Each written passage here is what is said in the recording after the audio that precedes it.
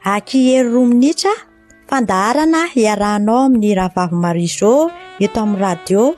Andramoka izaho isaky ny alatsinainy sy alarobia ary ny zoma amin'ny 7 ora maraina Eropa. Misy ny tenin'Andriamanitra izay zaraina ifampaherezantsika ao anatin'izany fotoana izany. Afaka henonao ao amin'ny www.andramokaizaho.com. Mihaino finaritra tompoko.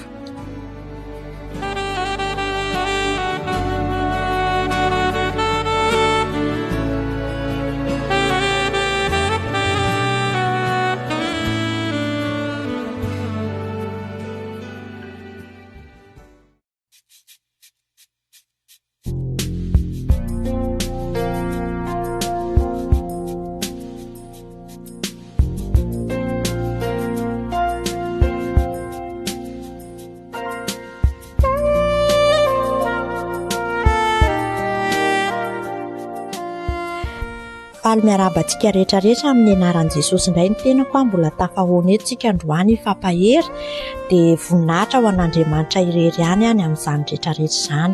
Jery tenin'Andriamanitra anankiray tsika ao amin'ny Romanina 9:1-12 ka hatramin'ny 17:12 vaky toy izao amin'ny anaran'i Jesosy. Ny fanahy dia miara-milaza ny fanahintsika fa zanak'Andriamanitra isika, ary raha zanaka dia mpandova, eny sady mpandovan'Andriamanitra ny mpiray lova amin'ny Kristy koa, raha miara-miaritra aminy isika mba hiara-manam-boninahitra aminy koa. Amen. Tena mahafinaritra be izany teny izany ry havana. Tsika dia mpandovan'Andriamanitra ary izay ihany Jesosy dia atsika. Amen. Halleluja. Dia mampanantena antsika indray ny tenin'Andriamanitra androany fa tsy hiaritra fahoriana fotsiny tsika na hiaritra ady eto amin'ity zao tontolo izao ity dia hoe ory mandrakizay na hoe jaly mandrakizay tsy ry havana, fa ny tenin'Andriamanitra dia mampanantena antsika fa tsika dia mpandova miaraka amin'ny Jesosy. Fa ny tian'Andriamanitra tenena ozy ny teniny eto ozy izy ilay tenin'Andriamanitra hoe raha miara-miaritra aminy isika ozy izy mba hiara-manam-boninahitra aminy koa. Amen. Izany hoe mila fiaretana dia mila maharitra isika amin'ny fanarahana ny tompony. Inona zavatra aseho an'Andriamanitra eo amin'ny fiainantsika dia mila ekentsika, mila arahantsika izany, satria ny tenin'Andriamanitra dia milaza fa ny zavatra rehetra ozy izy dia miara-miasa soa izay tian'Andriamanitra. Amen. Dia mampahery anao fa maro manko amin'izao fotoana izao tsy mahazaka lazonady ozy ny fitenenana dia betsaka ny miverin-dalana, betsaka ny raraka an-dalana, fa io izay maharitra hatramin'ny farany ny vonjena ozy izy ny tenin'Andriamanitra, izay maharitra hatramin'ny farany ry havana no andova izany lova izay efa nomaniny Jesosy ho antsika izany dia ilay fiainana mandrakizay ry havana. Dia androany mampahery anao ho feno fifalinana eny tontolo andronao miaraka amin'izany tenin'Andriamanitra mahafinaritra be izany dia voninahitra averintsika ho azy rery ihany. Halleluja. Amen.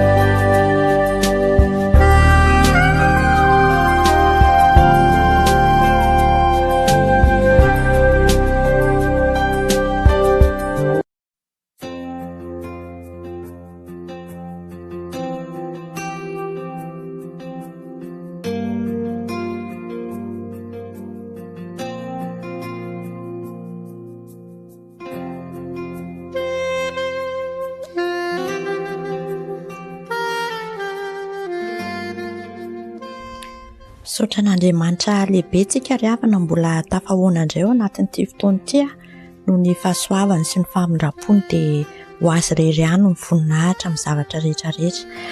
Ny tenin'Andriamanitra paherezako anao dia hitantsika ao amin'ny Koritiana 1:9-12 vaky toy izao amin'ny anaran'i Jesosy. Fa raha mitoro ny filazantsara aho dia tsy misy horeharehako satria tsy maintsy manao izany, fa lozako raha tsy mitoro ny filazantsara aho. Amen. Eny ry havana, Paoly teto dia teny mihitsy fa loza ozy izy raha tsy mitoro ny filazantsara. Tsika moa rehefa nahazo famonjena ry havana, famonjena lehibe ny nataon'i Jesosy ho antsika rehetrarehetra, mahatontsika tonga amin'izao toerana izao androany. Dia noho izany famonjena izany ry havana dia mbola maro ny olona mitady famonjena tahaka anao izay voavonjy ihany koa androany. Miaino antsika manerana an'ity zao tontolo izao ity. Dia tena sitrapon'Andriamanitra ny hitorintsika ny filazantsara ry havana, mba hamonjena fanahin'olona ankoatran'izay ianao efa voavonjy. Izay naray maimaim-poana dia aoka hizara maimaim-poana hozy ny tenin'Andriamanitra. Dia androany raha hiatrika ny tontolo andronao ianao dia mijoroa ianao izay efa nandray famonjena avy amin'ny alalan'izany Jesosy Kristy Tompo izany. Mijoroa ianao aza menatra torito filazantsara ny amin'ny toerana izay misy anao any satria tena ilaina ary matoa nifidy anao Andriamanitra dia nifidy anao mba hizara izany filazantsarani Jesosy izany ihany koa, hizara izany famonjena izay efa niraisinao izany amin'ireo malahelo, amin'ireo izay mbola tsy manana, satria fantatsika tsara ry havana fa izay tsy nandray an'i Jesosy Kristy ho tompo sy mpamonjy ny fiainana dia manana anjara any amin'ny fahaverezana. Dia raha ohatra ka nanaisotra anao tao anatin'izany fahaverezana izany Jesosy Kristy dia anjaranao indray mba mamonjy ny fanahin'ny olona anankiray mba ho tafatsangana mitovy amin'ny lalana izay alehanao dia le andovanao an'ilay fiainana mandrakizay izany ry havana. Dia mahereza ianao ho tahiny tompo anie ny tontolo andronao indray amin'ity androany ity dia voninahitra ho an'Andriamanitra rery ihany. Alleluia, amen.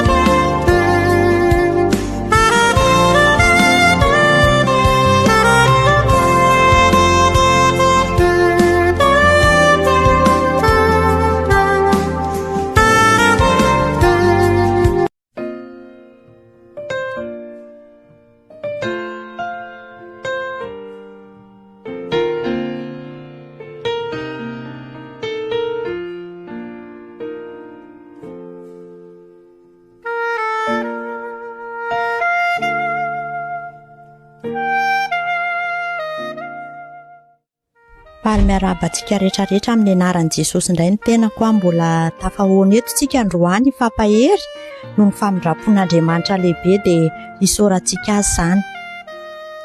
Tenin'Andriamanitra anankiray ampaherezako anao dia hitantsika ao amin'ny Kolosianina 3:7-20 mivaky toy izao amin'ny anaran'i Jesosy manao hoe: satria fantatrareo fa ny tompo no andraisanareo ny lova ho valiny fa manompo an'i Kristy Tompo ianareo. Amen, halleluja. Isika ry havana malala rehefa manompo an'Andriamanitra dia tsy voatery hoe ho tian'ny olona rehetrarehetra ny zavatra ataontsika, tsy voatery hoe hiandrasantsika valiny amin'ny olombelona ihany koa, fa eto ry havana ny tenin'Andriamanitra dia milaza fa hoe satria ozy izy fantatrareo fa ny tompo ozy izy nandraisanareo ny lova ho valiny fa manompo an'i Kristy Tompo ianareo. Amen, halleluja. Tena mampahery antsika izany tenin'Andriamanitra izany ry havana.